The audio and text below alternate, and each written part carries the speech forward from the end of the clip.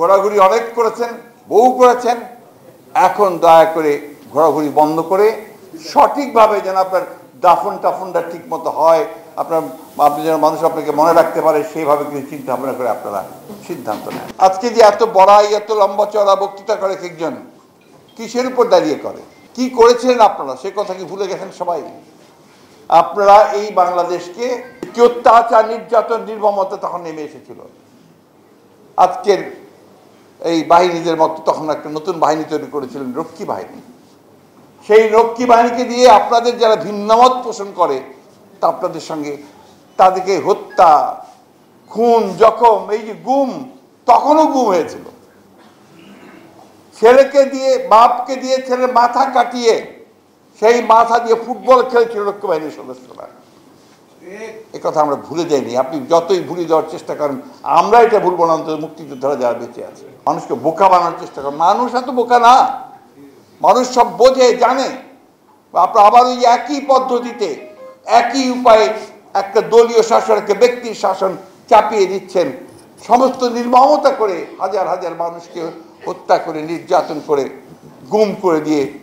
এটা মানুষ খুব ভালো করে বোঝে। বন্ধুরা, এই সরকারের সম্পর্কে কথা বলা আমার আর ইচ্ছা করে না। কত বলবো, ওদের তো চামড়াই মোটা হয়ে গেছে, আর একই সঙ্গে ওরা এমন একটা অবস্থায় চলে গেছে যে ওর কিছু যায় আসে না। তাদের লক্ষ্য একটাই, সেই একটাই লক্ষ্য কি? লুট করো। সেনাপ্রধান আজিজের কথা বলছেন। আজিজ কার সৃষ্টি? তাদের সৃষ্টি।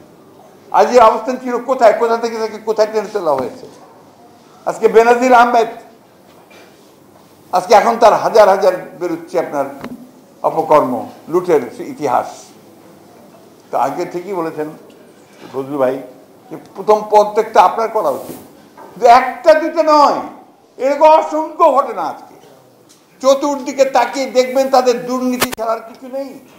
শুধু ঢাকাতে না, আপনারা যারা মফস্বল শহরে বাস করেন কিনা জানি না, অনেকে খবর রাখেন, সব জায়গায় একই অবস্থা।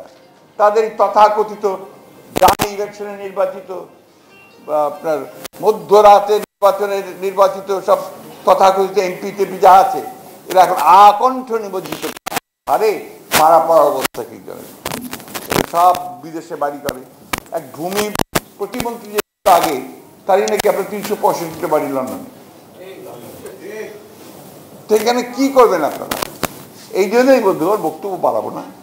আমরা তো বয়স বলেছেন, আমরা কি এখন আর রাইফেল ধরতে পারবো? আমরা কি রাস্তায় দাঁড়িয়ে ওইভাবে মারামারি করতে পারবো? আমাদের দরকার ইয়াং জেনারেশন। আজকে কিন্তু সেই সময় এসে গেছে। তখন দেশ স্বাধীনতার জন্য আমরা লড়াই করেছিলাম, আর দেশ রক্ষা করার জন্য এখন এই লড়াই। এই দেশকে বাঁচাতে হবে, সেই লড়াই এখন। আর এই লড়াইয়ে যদি আমরা পরাজিত হই, আমরা নিশ্চিন্ন হয়ে যাব। সময় হয়ে গেছে। ঘোরাঘুরি অনেক করেছেন, বহু করেছেন। এখন দয়া করে ঘোরাঘুরি বন্ধ করে সঠিকভাবে যেন আপনার দাফন টাফনটা ঠিক মতো হয়, আপনি যেন মানুষ আপনাকে মনে রাখতে পারে সেইভাবে কিছু চিন্তা ভাবনা করে আপনারা সিদ্ধান্ত নেন।